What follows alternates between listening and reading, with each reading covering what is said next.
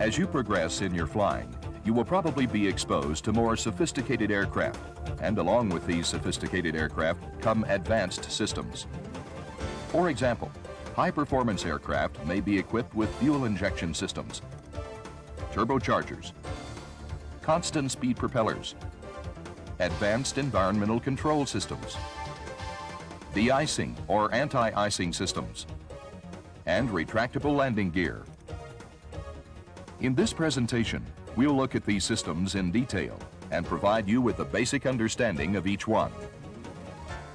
Since the specific operating procedures for each system vary from one manufacturer to another, you should always consult the pilot's operating handbook or aircraft flight manual prior to operating any unfamiliar system.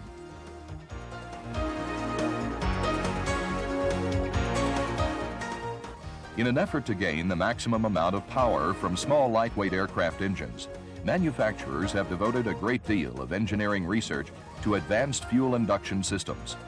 One of the most successful of these is fuel injection. Unlike a carburetor which mixes fuel and air prior to reaching the intake manifold, a fuel injection system injects fuel into the intake port, where it is mixed with air just prior to entering the cylinder. This allows for an even distribution of fuel to the cylinders and a more uniform mixing of the fuel and air. Let's quickly look at the components of a typical fuel injection system. The first component that we'll look at is the auxiliary or boost pump, which is usually an electric pump and serves several purposes. Its primary function is to pressurize the injection system prior to engine start. This forces fuel through the lines. The auxiliary pump also maintains fuel pressure in the event the engine-driven pump fails. The next component is the engine-driven fuel pump. Once the engine is started, this pump pressurizes the system by taking fuel from the tanks and sending it to the fuel injector unit. In some systems, the fuel pump supplies more fuel than the injector unit needs. In this case, the excess fuel is routed back to the tank through a return line. In other systems, the fuel is strictly metered and no return line is required. After the fuel is pressurized by the fuel pump, it moves into the fuel injector unit. Here, valves meter the fuel according to the mixture setting and the flow of air into the engine. The metered fuel is then sent to the fuel flow divider, or fuel manifold, which is located on the top of the engine. It's designed to divide the fuel evenly between each of the fuel injection nozzles. Within the divider, there is a set of valves that automatically shuts off the flow of fuel to the engine when the mixture is placed in the idle cutoff position. After the metered fuel leaves the flow divider, it's injected into the engine through the injector nozzles located on each cylinder head. At this point, the fuel is mixed with the air in the induction manifold just outside the intake valves and combustion chamber. A fuel flow indicator, calibrated in pounds or gallons per hour, is connected to the outlet of the flow divider. It measures the pressure being applied to the discharge nozzles. Now that you're familiar with the basic components of a fuel injection system, let's look at some of the advantages fuel injection has over carburation. As mentioned earlier, one advantage of fuel injection is the even distribution of fuel to each cylinder. Let's look at why this is beneficial. On a conventional carburetor system, the metering and vaporization takes place at the beginning of the induction system. Notice how the center cylinder is closer to the carburetor than the cylinders at each end. This results in an uneven distribution of the fuel-air mixture. The ideal solution for this would be to have a carburetor at each cylinder. This is what a fuel injection system does. The injection nozzle acts just like a little carburetor, delivering equal amounts of fuel to all cylinders. This allows for a smoother running engine with more horsepower for the same amount of fuel. In addition, the engine will operate at lower temperatures. This decreases the chance of experiencing detonation or pre-ignition and increases engine life and reliability. Another advantage of fuel injection is that it is not susceptible to carburetor icing. Float-type carburetors are highly susceptible to icing due to where vaporization occurs. As intake air passes through the venturi, it cools. Further cooling occurs during the vaporization process. This drop in temperature can cause moisture to freeze and adhere to the internal parts of the carburetor. In a fuel injection system, there is no significant temperature drop across the throttle valve, so icing is unlikely. In addition, the fuel is vaporized at the cylinder head, where increased temperatures make icing virtually impossible. One place where ice can accumulate in a fuel injection system is on the air intake. If this happens, all air could be cut off to the engine, causing it to quit. To prevent this from happening, some induction systems have an alternate air door. When opened, air from inside the cowling is taken into the induction system. Although this allows the engine to keep running, the reduced airflow and increased temperature affects the amount of power the engine can produce, much like the effect carburetor heat has on a carbureted engine. Although it may sound like fuel injection is the perfect system, it does have some drawbacks, the most significant being the increased possibility of vapor lock. Vapor lock occurs when vaporized fuel blocks the flow of liquid fuel to the fuel injection system. The reason fuel injection systems are more likely to experience vapor lock is because there are more fuel lines in close proximity to the engine and the heat it produces. If temperatures are hot enough, the fuel inside the lines vaporizes, resulting in low fuel pressure or engine failure due to fuel starvation. Fuel-injected airplanes that are flown frequently with only short stops between flights are highly susceptible to vapor lock. This is because some of the heat given off by the engine is absorbed by the fuel lines, causing the fuel to vaporize. Vapor lock can usually be remedied by turning on the auxiliary fuel pump and forcing cooler fuel through the system. The last topic we'll discuss is starting procedures. Although the starting procedures vary between manufacturers of fuel-injected engines, all of them have one thing in common. That is, if the engine is cool to the touch or is being started for the first flight of the day, the system will have to be primed. This is accomplished with the auxiliary fuel pump. With the throttle and mixture set according to the POH, turn on the electric fuel pump and monitor the fuel flow indicator. When a sufficient fuel flow rate is noted, continue with the specified starting procedures. A common area of difficulty with fuel injection is starting a hot engine. As mentioned earlier, hot engines cause fuel in the fuel lines to vaporize. Again, the auxiliary fuel pump is used to purge the system of the vapor lock. When doing this, you want to make sure you follow the manufacturer's procedures to reduce the chance of flooding the engine and possibly starting a fire. Another aircraft system that helps increase performance is turbocharging. Let's take a look at how turbocharging works and discuss some of the unique characteristics of operating an aircraft that is equipped with a turbocharging system. As you know, when you climb, the ambient air pressure decreases approximately 1 inch of mercury for every 1,000 feet. What this means is that there is less air available for combustion at higher altitudes. Because of this, normally aspirated engines are not able to produce maximum manifold pressure with an increase in altitude. In order for a reciprocating engine to overcome this problem, turbochargers were installed as a means of getting more air into the engine. With a turbocharger, intake air is compressed before it enters the combustion chamber. This allows the engine to obtain higher manifold pressures, which equate to increased engine output. To better understand how a turbocharger works, let's take a brief look at the components of a typical system. There are 3 components that are common to all turbocharging systems. They are the compressor, the turbine, and the wastegate. As air enters the intake, it passes through a compressor where it is compressed by the centrifugal force created by the impeller blades. The compressed air is then routed from the ring surrounding the impeller through the throttle body to the cylinder. The compressor is driven by a turbine which is propelled by the engine's exhaust. If all of the exhaust from the engine were allowed to pass through the turbine at low altitudes, the compressor would produce excessive manifold pressure and high operating temperatures. To alleviate this possibility, a wastegate is added to the system to control the amount of exhaust gas that is routed through the turbine. When the wastegate is open, most of the exhaust bypasses the turbine. In this situation, the engine operates much like a normally aspirated engine.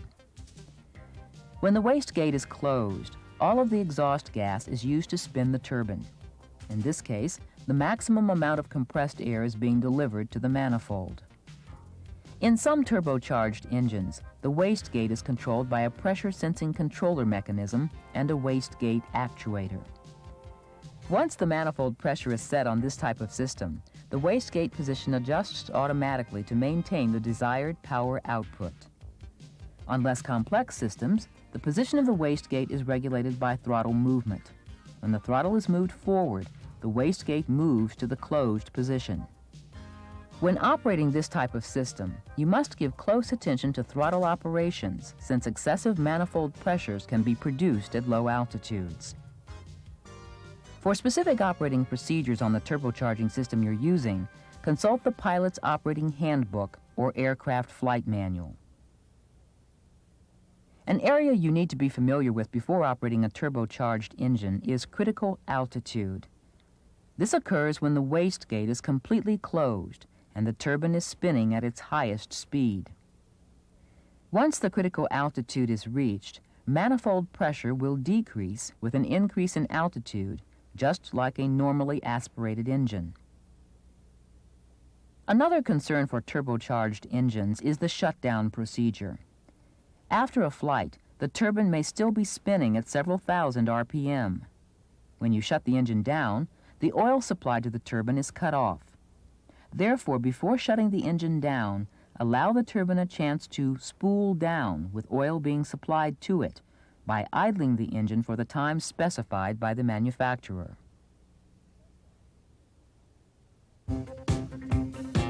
When you get into a high-performance aircraft for the first time, one of the differences you'll probably notice is the propeller pitch control next to the throttle.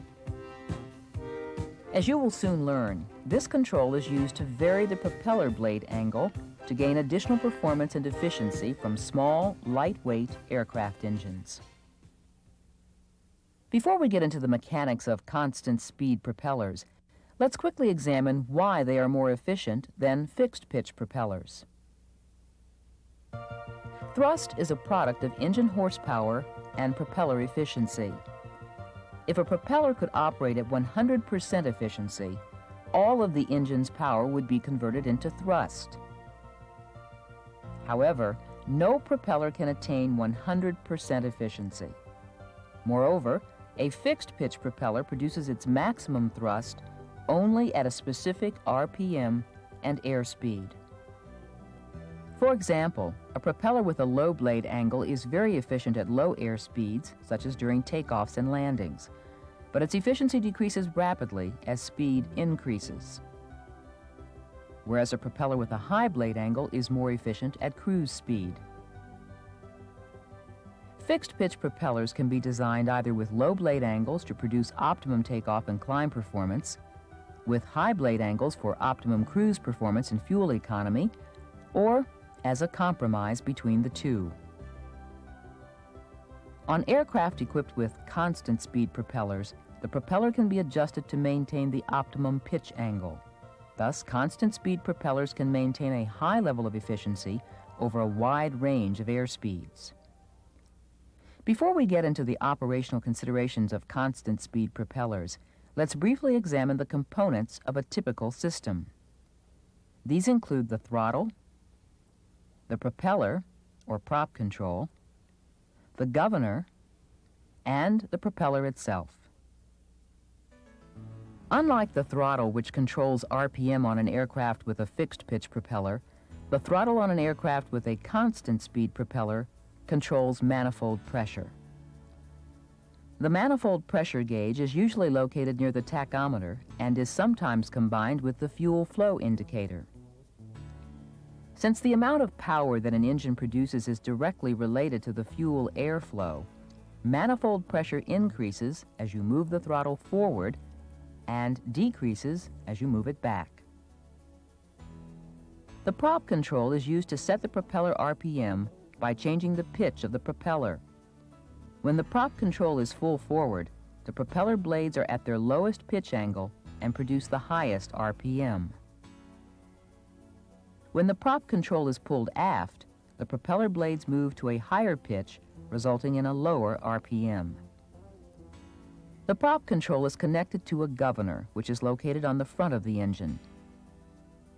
The basic governor contains an oil pump, a valve, flyweights, and a spring.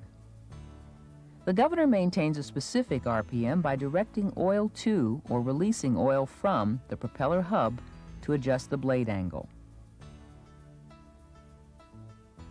The propeller hub houses the propeller blades, which rotate on a set of bearings, and a piston, which when pushed by oil, causes the blades to rotate to a higher pitch. When oil is released from the hub, aerodynamic forces acting on the blades of the propeller will twist the blades to a low pitch. Now that you're familiar with the components of a constant speed propeller, let's take a moment to examine how these components work to control a propeller's pitch. When you set the prop control, you're actually setting the spring tension in the governor to maintain a desired RPM. With the tension set, the system remains in a state of equilibrium until the aircraft accelerates or decelerates. When your airspeed increases, the propeller RPM also increases, which in turn increases the centrifugal force acting on the flyweights. This causes them to tilt outward, putting more tension on the spring and raising the valve. With the valve in this position, boosted oil is routed to the propeller hub. Once the oil reaches the propeller hub, it pushes the hydraulic piston rearward and increases the blade angle. This reduces RPM until the centrifugal force on the flyweights decreases and allows the valve to return to the neutral position. Conversely, when your airspeed decreases, propeller RPM decreases. This causes the flyweights to tilt inward. The decreased tension on the spring lowers the valve and allows oil to drain from the propeller hub. As this happens, aerodynamic forces acting on the propeller blades decrease the blade angle, resulting in an increase in RPM. With this type of system, a loss of oil pressure or governor failure results in the propeller blades returning to low pitch.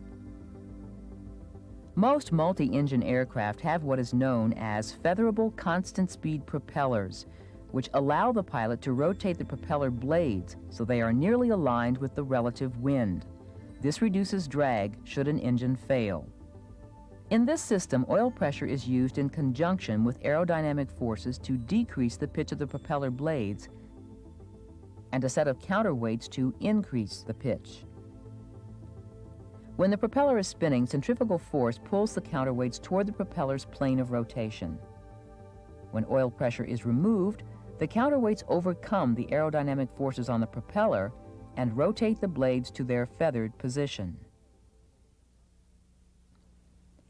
Now let's take a look at some operational considerations when using a constant speed propeller. Although engine designs vary, as a rule, you should avoid excessively high manifold pressures with low RPM settings, because high cylinder pressures can damage the engine. One way to avoid this is to always keep the prop control in the high RPM or full forward position during ground operations, takeoffs, and landings. Another way to keep from damaging the engine is to follow some basic procedures when decreasing and increasing engine power. For example, when reducing power, first decrease the manifold pressure with the throttle. Then decrease the RPMs with the propeller pitch control. It's important to note that as propeller RPM decreases, manifold pressure increases slightly. Therefore, to avoid excessive manifold pressure for a given RPM, it's best to initially reduce the manifold pressure below what is desired. Then, after the RPM is set, adjust the throttle to the desired setting. When increasing power on an aircraft with a constant speed propeller, begin by increasing the RPM, then advance the throttle. Constant speed propellers can give you better climb rates, higher cruising speeds, and extended endurance due to reduced fuel consumption.